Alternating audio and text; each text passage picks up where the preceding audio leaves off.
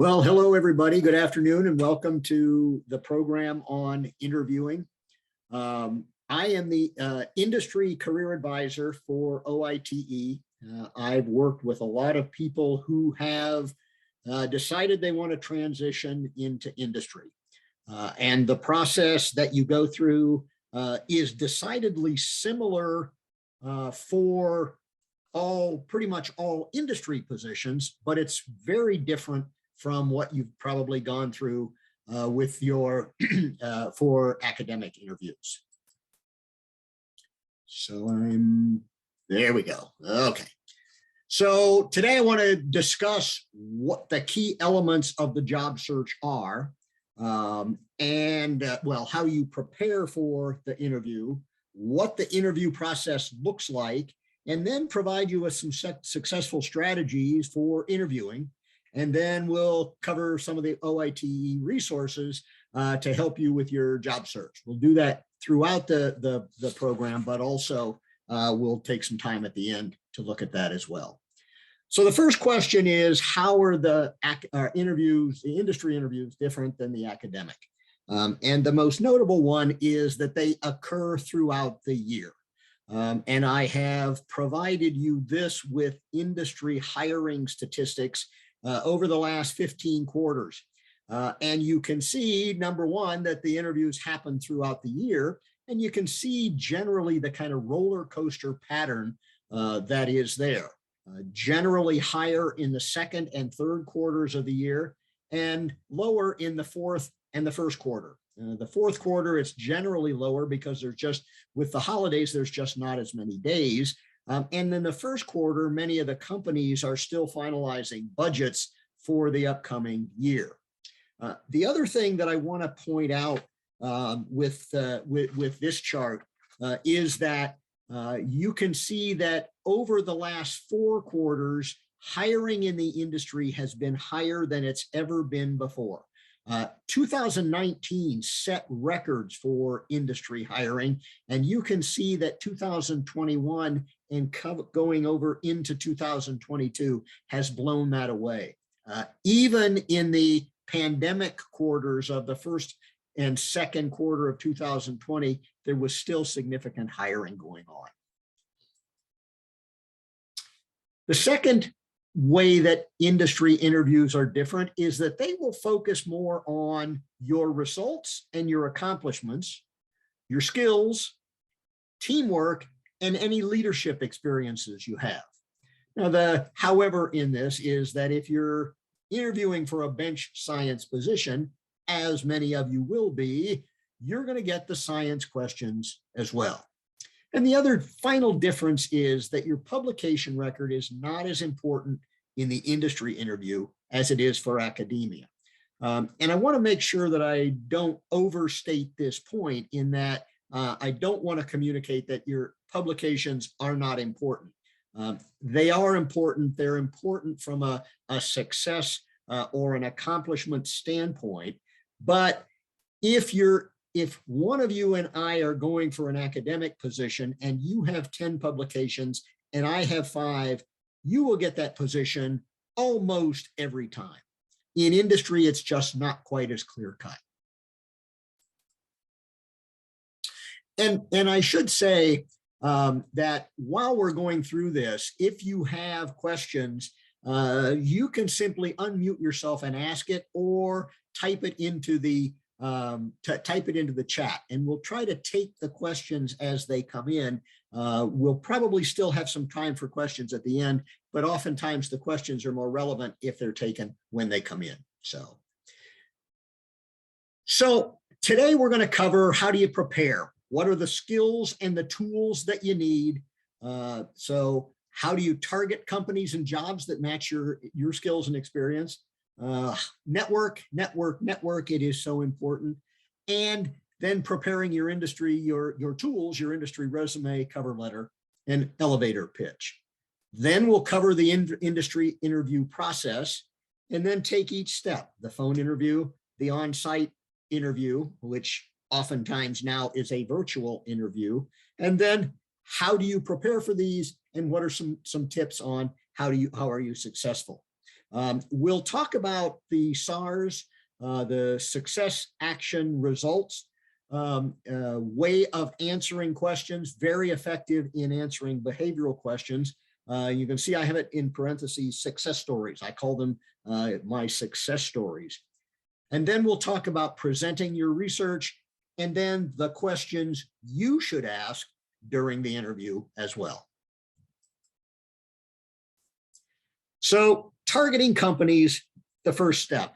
My experience is that mass distribution of your resume through what I call generic sites, the Indeeds, the Monsters, those kinds of things, rarely results in a job interview, and especially for positions at the level that you will be applying. So it is so important to target the companies and the jobs that you're looking for. And what are those categories that you can target? Well, you want to look for companies that do research in a similar focus to what yours is. You may target companies by where they're located and located in a geography that you want to live. Target companies by where you might have contacts, and you may want to target them based on size.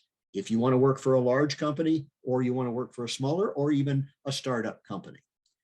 Where are some of the sources you can go to find this? Well, the Biotechnology Innovation Organization, the large bio, each area where bio exists has their own chapter.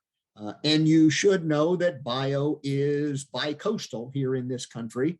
On the East Coast, it starts out down in the Raleigh-Durham area, up through this area to Philadelphia, New Jersey, and New York, and then up to Boston. And on the West Coast, it's San Diego, Orange County, the Bay Area of San Francisco, and then up to Seattle. FDA.gov is a good site because they monitor all of the clinical trials going on, so you can see what companies are doing research in your area. And then certainly company websites where you can go and find out a lot of information on the companies. Networking, and networking is important whether you're interviewing for an academic job or an industry job. The only difference for the industry job is you now have to network outside of the academic arena. And where can you find these people? Well, you can get them on social media. LinkedIn, I think LinkedIn is a good source from a business standpoint, but also Facebook, Twitter, ResearchGate, alumni databases, certainly the NIH alumni databases, but also the alumni database at your university. Conferences, well, that's kind of been on hold for the last 2 years, but we will get back to that. And again, a source to network. Professional societies, PubMed and patent databases are areas where you can find people that are doing work in your area, and certainly career centers. And we talk about the informational interview. And remember, this is for asking for advice, not for a job. And this is so important because the best chance of landing this job is to be recommended by somebody in the company. And by the way, this is one, there are entire programs that OITE does on networking. But again, it's so important to the job search process that we have to make sure that that we at least mention it. Resumes and cover letter. Remember that unlike your CV, a resume is a selling document. You want to use this document to list your accomplishments in the best light.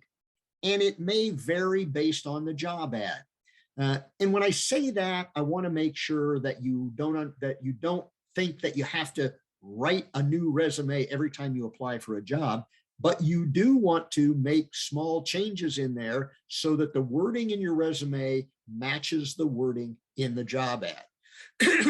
As I said before, it focuses more on your accomplishments and your results. It's not a place for your life history, and it can be organized into reverse chronological order or functional order.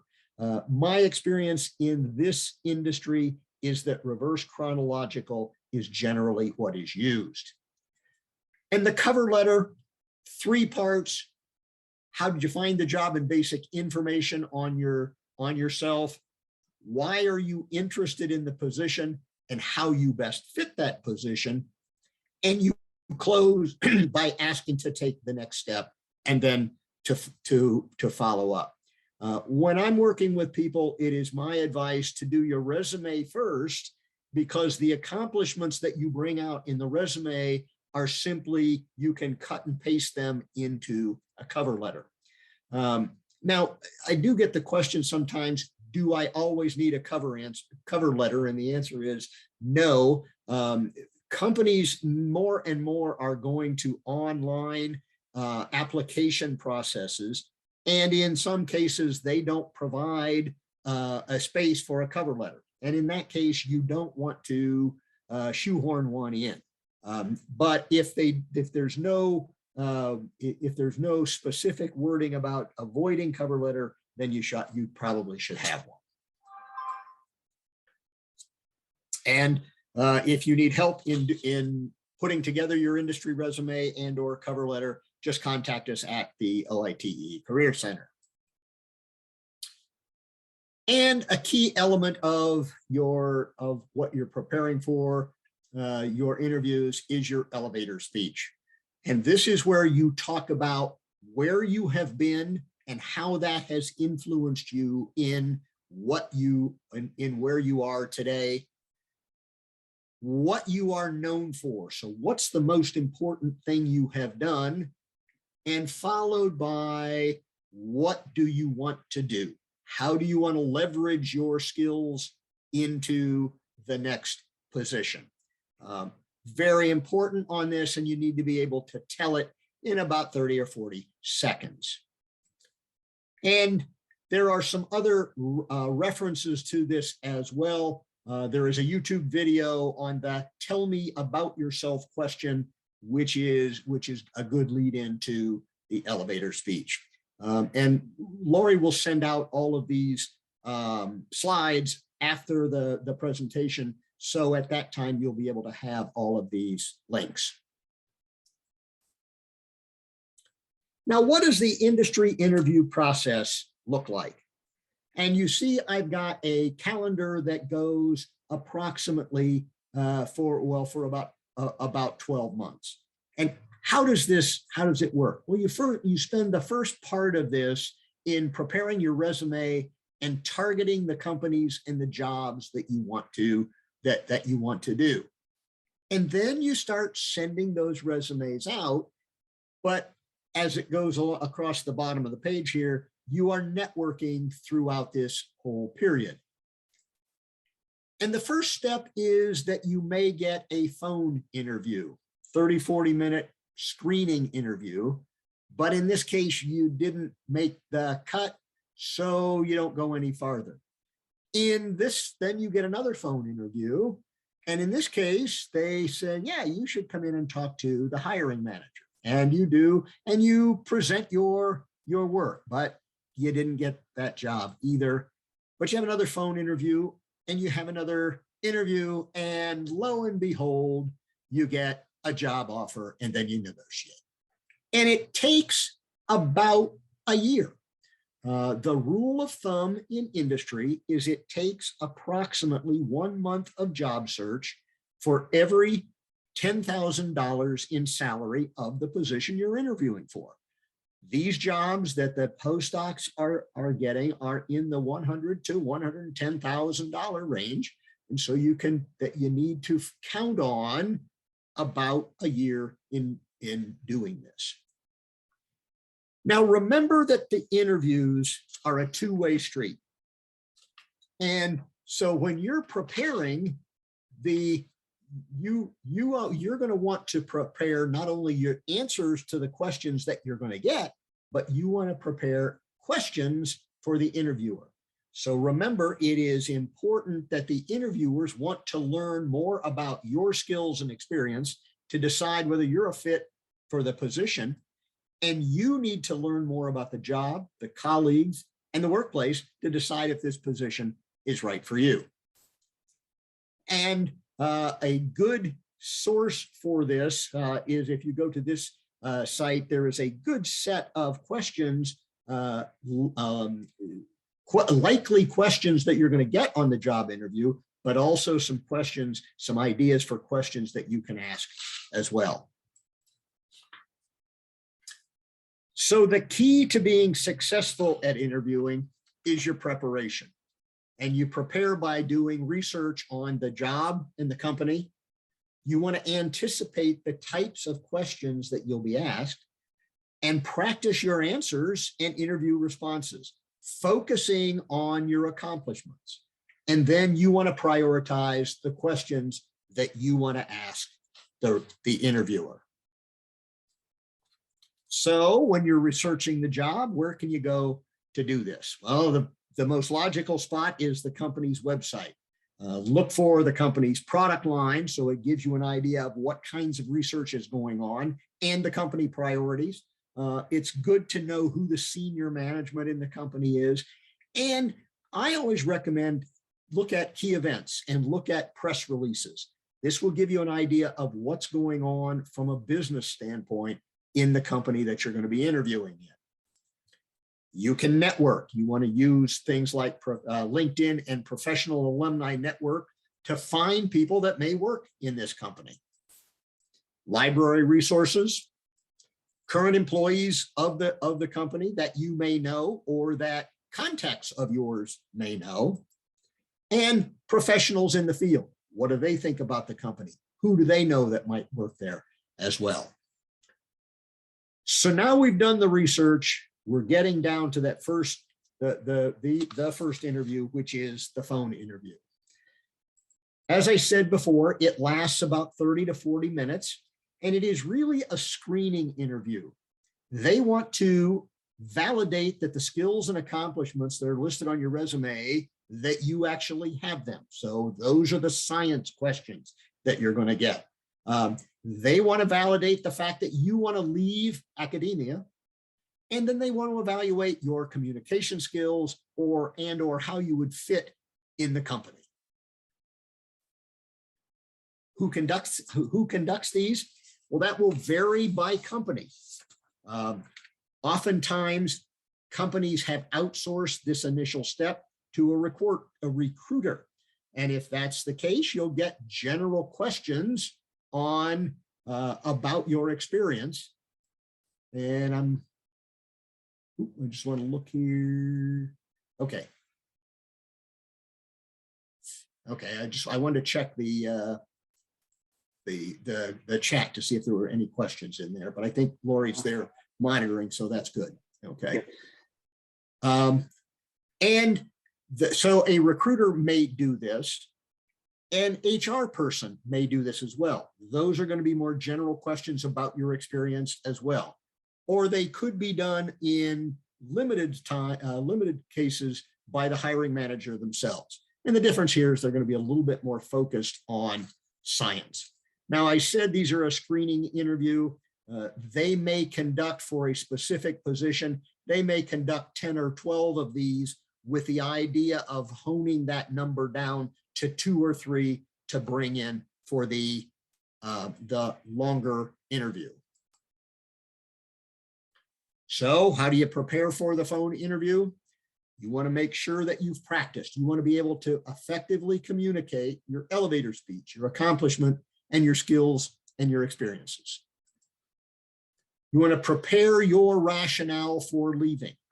Why do you want to leave academia? Why do you want to work for this company? Why do you want this position? And why is now the right time? And review your research on the company, the management, the current products, technologies, and the press releases.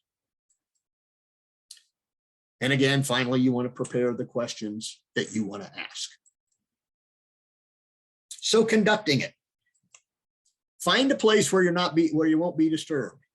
We used to be able to offer up the OITE offices, and I think in another month or so we'll be able to do that again. But it is so important to find a place where you won't be bothered. your home is a good place. The lab is oftentimes not necessarily a good place. Use a landline. You know, cell phones have gotten much better over time, and this is not so much a criteria as before, but it is, if you have an opportunity to use the landline, I still recommend doing that. No speaker phones. I'm guilty of the speaker phones sometimes too, but I think sometimes those it's hard to understand. So actually holding the phone to your ear is probably the best thing to do. And you want to prepare your top accomplishments and skills and make sure you work them into the conversation during the interview. And just a simple thing, have all your documents laid out in front of you so that you have easy access to them, and you can get them and refer to them. And yet it is key that you don't read them, that you use them just to spark your memory. So now the on-site interview, which lately over the last couple of years has become a virtual interview. Although I see that that we are now beginning to go back to where companies are having people on site to do these interviews. However, I think going forward, we're going to see some mixture of virtual and on-site interviews.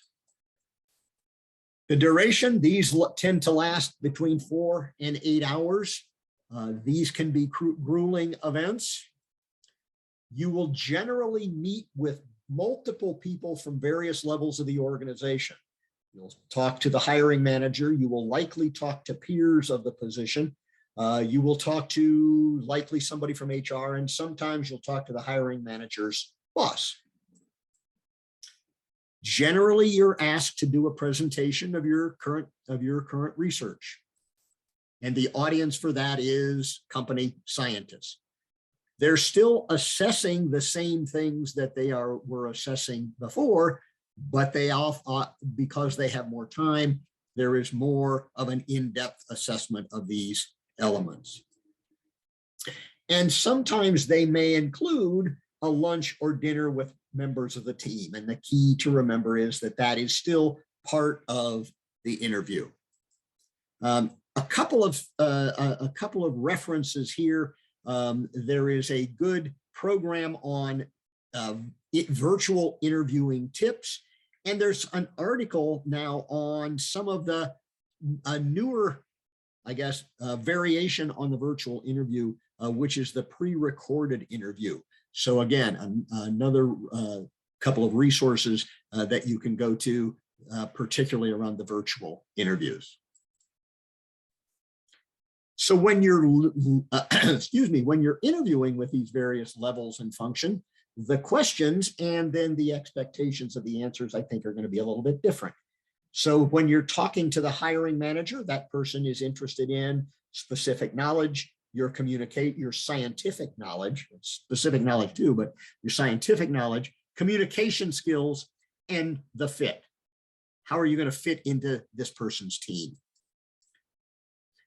If you're interviewing with the hiring manager's boss, and that in some cases, if it's a smaller company, that could be the CEO or the CSO of the organization, they're going to be interested in a little bigger picture issues and more strategic kinds of issues. Oh, now I did it. Okay. Yeah, you are likely going to be interviewing with peers of the position. They're going to be interested in your scientific knowledge, but your interpersonal skills as well. What's it going to be like spending 5 days a week or 5 hours, 8 hours a day, 5 days a week with you in the lab? Probably going to be talking to HR. They're going to be interested in your experiences and your work history and your work environment, elements other than science. And you may also be involved in a panel interview. These tend to be more difficult, and they're more difficult when they are in person, actually, than they are in the virtual setting. So if there are multiple people there, you want to focus your answer on the person answering the questions, and then pan to the rest of the group to look at their reaction to this as well. Now, there's several types of interview questions. There's the opportunity question, and that provides you the opportunity to discuss your accomplishments, your skills, your interests, your strengths, the homework that you've done. And there are the behavioral questions. We tend to think of these as more difficult, and they are because they require you to cite specific examples of your experience where you've dealt with issues from the question. So some of the opportunity questions, tell me about yourself. That's always a good one. And again, as we said before, that's where your opportunity for your elevator speech is. Why are you interested in our company, and why are you interested in this position? And what do you know about our organization? What are the products, the services, the department, et cetera. Generally, you get to answer about, tell me about your strengths. In this one, you want to be realistic. Pick a strength. Remember, you're there to brag about yourself. But you do want to be realistic, and it's often best if you can relate these strengths to the requirements of the job. And we talk about strengths, we talk about weaknesses as well. This one requires a little bit of thought. You want to pick an actual weakness, but you want to make sure it's not a fatal flaw for the position. So for example, if you're interviewing in a very fast-paced, high-energy lab, and your weakness is, gee, I just have trouble getting out of bed in the morning, that's not likely going to be a good weakness to cite. But you do want to cite a weakness, and it's always best when you end the discussion with, and here's what I'm doing to address this. So some of the behavioral questions: describe a time when you had difficulty, give me a specific example, and you can see they're looking for examples. And I think when you're answering this kind of question, you want to try to avoid several things. One, you don't want to over answer the question. Answer the question and turn it back over to the questioner, because too much detail can diminish the quality of your answer. You want to make sure you're not answering questions that were not asked. You want to avoid making leaps. And I've seen this in people where they may have had a bad situation in one of their past experiences, and a question comes that is somewhat related to that, and they end up getting into a lot of detail that was not asked for. And you want to avoid negativity. You want to try to describe negative situations in a positive light. And I always put in too much honesty. This is related to the first one, over answering the question, but you want to make sure that that you're not overly describing what the situation is.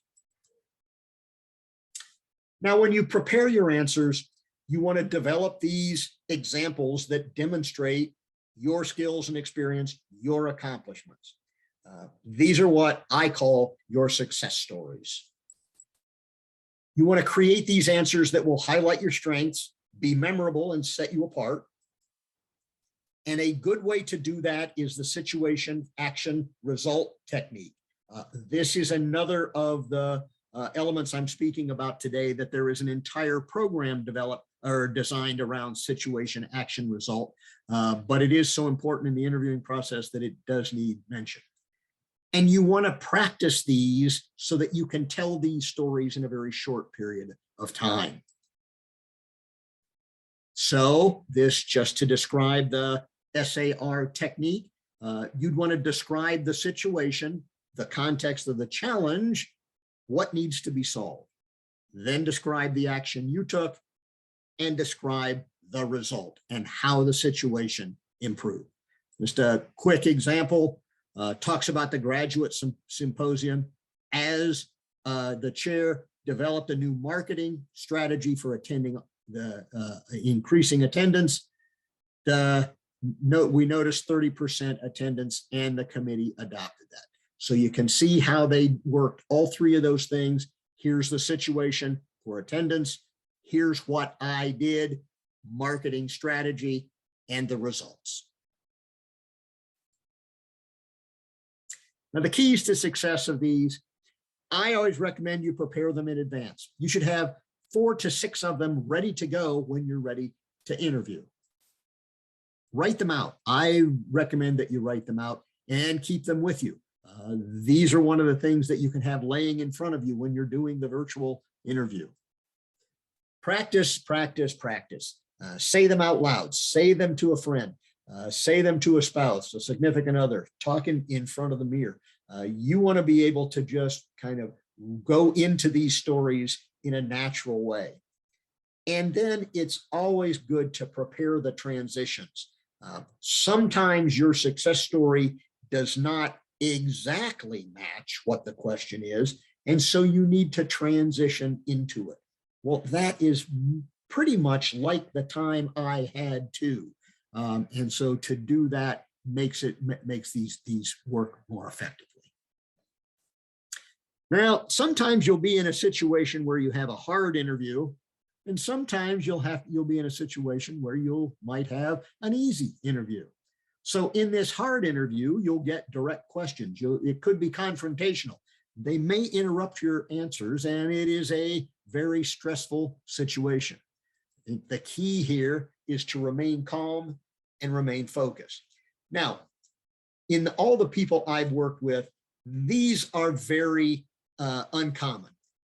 If you're interviewing as a customer service rep for Verizon, yeah, then they might be confrontational, because you're likely to find customers that are confrontational.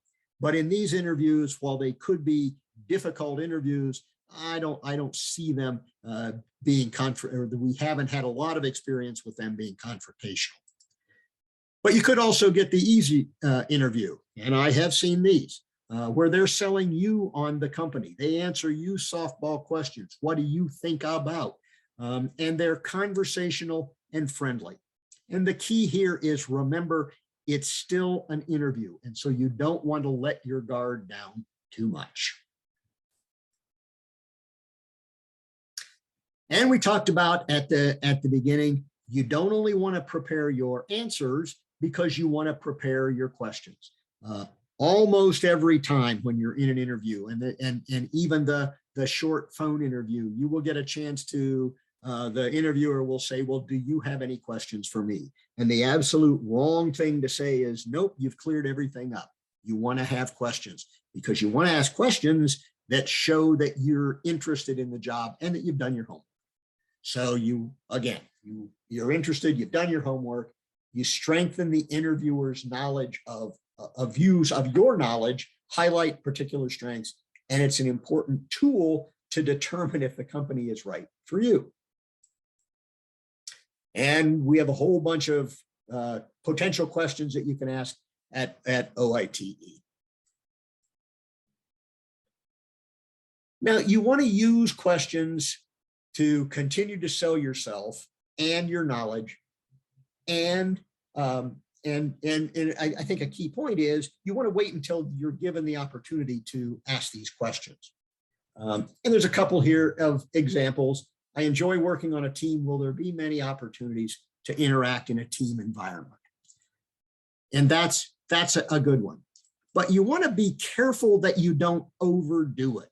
One of my greatest strengths is my interpersonal skills. How do you see this fitting into the position? Well, that just is a little bit too self-serving in my mind. If your interpersonal skills are that good, the interviewer will have noted that while you're talking. If your interpersonal skills are not all that good, and you seem to think they are, that can be a complete turnoff in the interview. So you just want to be a little bit careful when you're asking these questions. And I point to a blog that's available on the OITE website that's called Interviewing the Interviewer, which gives you a series of questions and how to ask them, particularly around determining if the job is the right fit for you. And when you're in this longer interview, you're generally asked to prepare or to present your science. The audience is generally scientists from the company, and it's used to determine your level of knowledge and understanding of the science. And also, it really doesn't matter if your current work is not related directly to what the work of the company is. They're interested in how you understand the science. And it's also used as a barometer on your presentation skills. Just some helpful hints. Generally, you get an hour, and the most important thing is start on time, and even more important than that is to end on time. It's generally 1 hour, and that's somewhere between 35 and 40 minutes of presenting, and then 20 minutes for the Q&A. In order to do that, you want to limit the number of slides. When I'm working with people on their presentation, I like about 25 slides. Sometimes if you're a good salesperson, you can get me to go to 30, but you want to make sure you limit the number of slides. The worst thing you can do is go over. If you're presenting and you reach that hour, don't be surprised if some of the audience gets up and starts walking out. And you want to tell a story. You want to talk about the rationale for your research. And based on that rationale, you chose this particular protocol. What are the results you got, or what are the results you expect to get? And then what would be the next step or the potential applications for your research? And then when you reach the end of the interview, make sure you close the interview. A good question is there any additional information I can provide that will help you with your decision? And you want to send individual thank you notes. When the interview is on site, you want to collect business cards so that you have the correct contact information. If it's a virtual interview and you can't get business cards, it's always good to note the email addresses of the invitation so that you can send individual thank you notes. Going back to the business cards, one way that is good to make sure that you get a business card from them is that you have business cards and that you hand them a business card. There's a greater chance they will then give you theirs. And follow up for status updates. 2 to 3 weeks after the interview is a reasonable time. And remember, sometimes they won't have, even in the 2 to 3 weeks, they won't have interviewed all the candidates for the position. So it may take a little bit longer, but checking in after 2 to 3 weeks is really a good thing to do. So my recommendation, if you're interested in moving forward with an industry position, what do you need to do? Well, I think you need to look at your plan. Where are the companies that you want to work for? The industries, the companies, the positions. Determine what the optimal strategy is to get to those companies.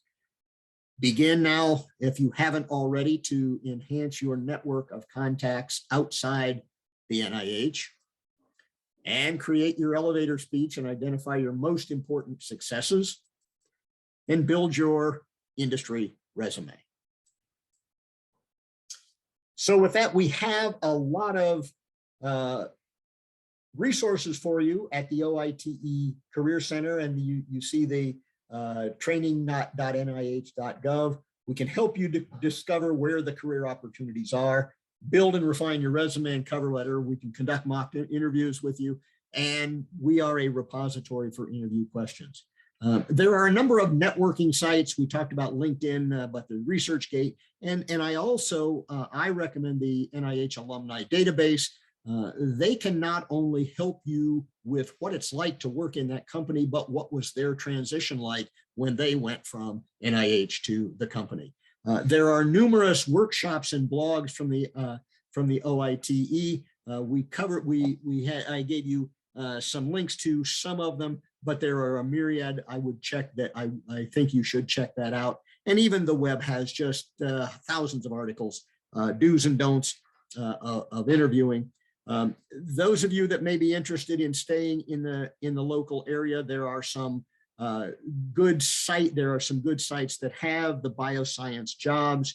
The BioHub Maryland is a relatively new one, and this is a little bit different. It is like a clearinghouse. So the job ads are posted there, but it also gives the job seeker a chance to go in and put in their background and what they're looking for. So you can find the industry jobs, the industry can find you.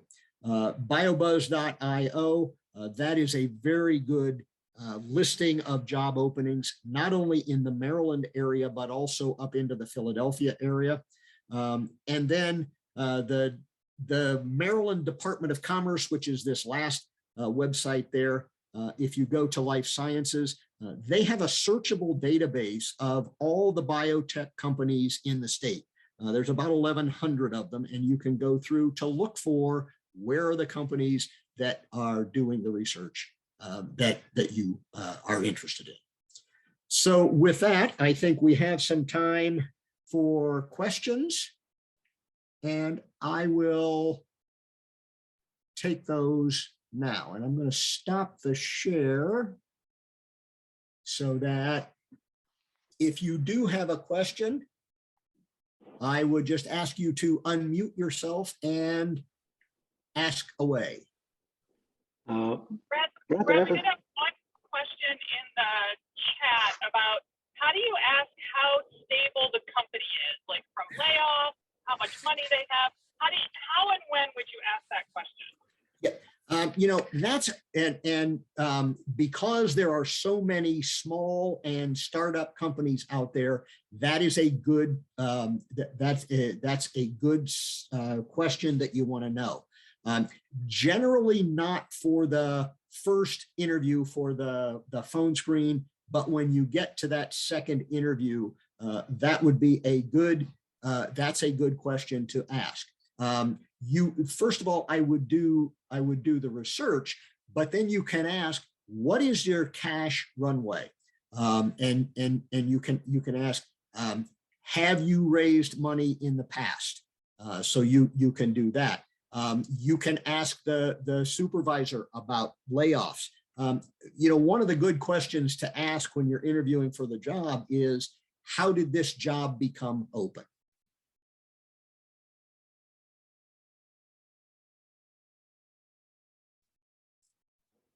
All right, Brad, the next good question is there any difference if you were to go right from grad school to industry skipping the postdoc, or is it all the same? Well, that's a loaded question. I'll answer it this way. In general, industry science positions don't require a postdoc. But having a postdoc doesn't hurt you in your ability to get a position in industry. And where it would help is that the person that does the postdoc would have probably 3 to 4 years additional experience in the lab over the person that just just came out of their PhD program. But very few industry positions require a postdoc. Yeah, the tips are exactly the same. Like, it doesn't matter. Like, how you interview is identical whether you had a postdoc yes. The interview would be exactly the same. So the next one that's come in, I'm going to kind of help out with a little bit, is that what if I need a visa? When do I bring that up? My gut says don't. So there's a really good website out there called My Visa Jobs. I don't remember if if it's .com or .org, but My Visa Jobs, and you can look and go see and filter by biochemistry or chemistry, etc., and see who is actually sponsoring, especially in the H-1B. Make sure you're looking for things that are $90,000 or above. If it's below $90,000, it's a postdoc. So you can use those filters. I don't know of any resource that's similar for an O visa. I would use your network to find out kind of behind channels if they do sponsor visas, but let them bring that up. I don't necessarily recommend you bringing that up. It's not a perfect answer because you could get all the way through and then they're like, what? You need a visa? So it's not a great answer, but you don't want to take yourself out of the running too early. Correct. Yes, I agree with that. And the strategy here is you want to get them so interested in you before they ask that question.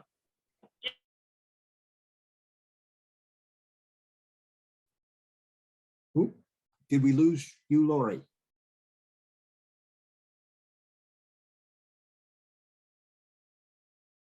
Oh, we might have. I might be back. Oh. Yeah, can somebody?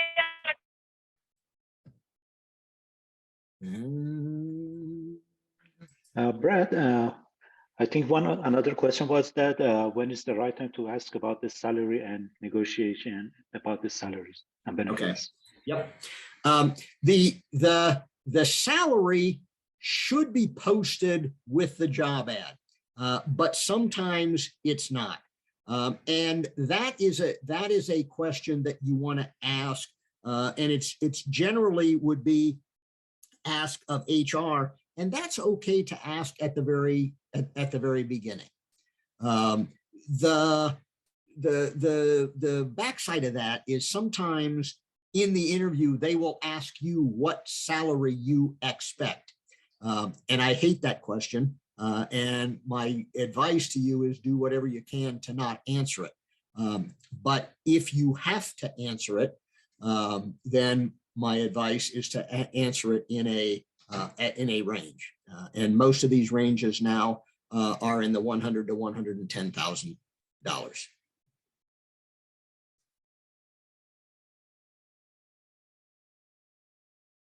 And the negotiation part of it. I'm sorry, I missed that part. You don't want to negotiate the salary until you have the written job offer in front of you. So you should have a good idea of what that salary is going to be before you get that. But you don't want to negotiate until after you have the written offer. And that's something that we at OITE can help you with, because we know that in PhD school, they don't teach salary negotiation. So we can help you do that.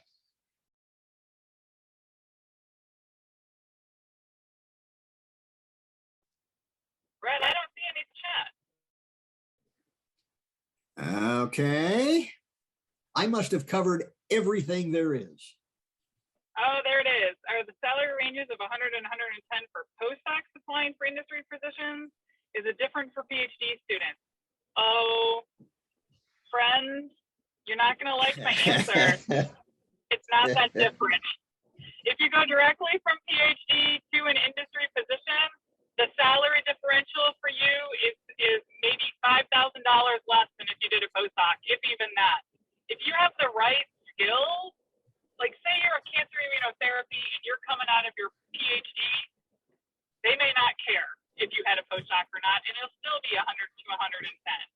I hate to say that a postdoc doesn't give you a ton of salary bump, but that is almost the honest truth. And just a couple of things on that. That 100 to 110,000 is for jobs that are in this area. As you would go to Boston, they're a little bit higher, and as you go to the West Coast, particularly the Bay Area, they're a little higher than that. But you have to factor in that the cost of living is higher as well. Brad, we do have an industry a job negotiations webinar. It's usually in April, so everyone look out for that.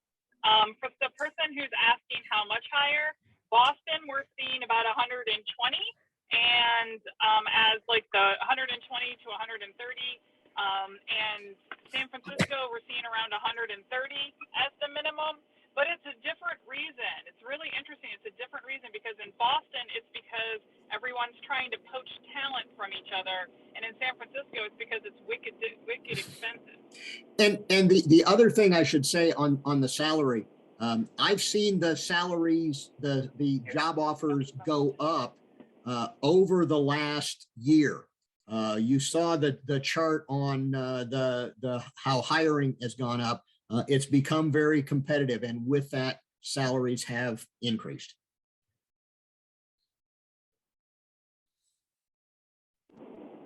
Alejandra's asked a question about how much more flexible are companies with time off, et cetera. You know, I'm reading a lot that companies are becoming a lot more flexible in a number of what I'll call HR areas. So I think that again is a function of how competitive the recruiting has become. So there are much more, there is much more latitude being given than I saw 5 or 6 years ago.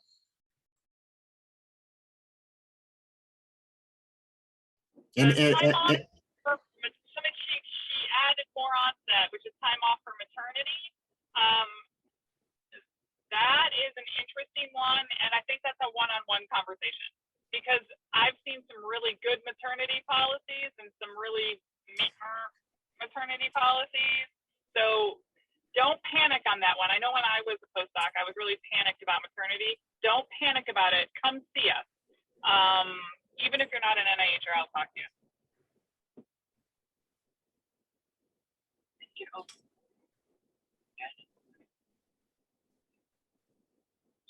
Okay, you guys are asking tons of questions about negotiation, and unfortunately, that's not the topic for today. March 28th, Lori, March 28th is when we're doing the negotiation program. So be sure and tune in then. So come back for that one, and because there's not really certain skills, the things that'll change the salary range are more topics. So cancer immunotherapy being one of them, bioinformatics. This is a good one. How do you ask good questions about work-life balance to find out if this is the right company for you in the interview? That's a good question. Yep, and those are questions for generally for the HR people, and they can be asked about. They can be asked. You don't have to get exactly to work-life balance, but what kinds of policies do you have that support your employees? So things like that, you can ask about it. Someone's asked, can you ask if there's other people interviewing? Absolutely. Absolutely. Almost every person I'm working with now who is in the interview process, the company is asking them if they're interviewing with somebody else. And that is certainly a viable question that you can ask them as well. And that's right up there with how did this position become open? How many people are in the interview process? Yep, those are very good questions. All right, the next one is an interesting. You know, job descriptions are really vague. Can I reach out to the HR, the hiring manager, or somebody and ask more questions about that position? Absolutely. Absolutely. And that may even fall into the category of being an informational interview, where you can ask those more specific questions. Yes. I have to be honest with that one though, so in our office, for example, if we have a position open, I likely won't do a lot of informational interviews if that position is open. I'll answer very basic questions, but I'm probably not going to get into too darn into specifics if I'm the hiring manager. You may want to look for maybe somebody else in the office or other things, but if Right. I'm the hiring manager, yeah. Yes, yeah, and that's why I said you should that question should go to the HR folks. All right, Brad. Well, I don't see any more. I think we've got them all. So everyone, thank you. Oh, do I pay for LinkedIn? No, I've never paid for LinkedIn. How about you, Brad? I never have either. And in fact, when I see somebody that has the premium, I ask them about it. And almost all the time they will keep the free month and then go back to the basic. I do see one more question in there. It says, how do you communicate bench science skills to non-bench science positions? And I'm guessing that would be, you would be interviewing with somebody who is not as familiar with the bench science skills. In normal cases, you will be interviewing with the hiring manager who is likely the supervisor in that lab. So should know the bench science positions. But you will need to communicate oftentimes with HR and some of the others, some other positions within the company. And I think what you want to do is use summary kinds of language. So talk about not necessarily what you do, what each of the steps are, but why you do them and what the result is. Great answer. Well, Brad, thanks for this. Thanks everyone for coming, and we'll see you in March for networking, hopefully, everybody. Bye. Bye, everybody.